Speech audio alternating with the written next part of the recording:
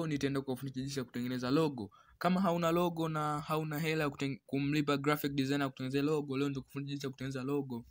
Okay, unachotakiwa kufanya ni kulike video hii na comment hapo chini. Utaenda Google, utaenda kwenye search engine yote unayotumia, utasearch ile neno Amela. Search Amela, itakuja site kama hivi. Utaklik link ya kwanza, hii hapa, ili tukatengeneze logo. So tutaklik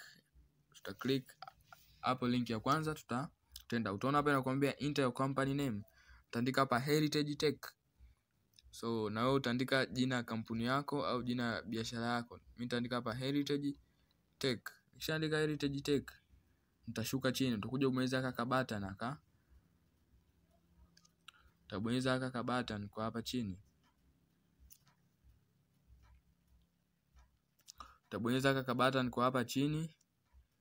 Guys, like hii video kama umeipenda. Utabonyeza ka button na utatengeneza logo. So tutaklik hiyo button na itatengeneza logo.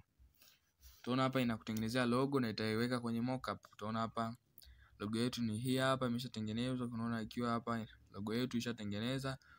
Like video hii, ukitengeneza app logo yako itakapokuwa kwenye simu, utatengeneza poster kubwa guys. So kulike hii video. Thank you.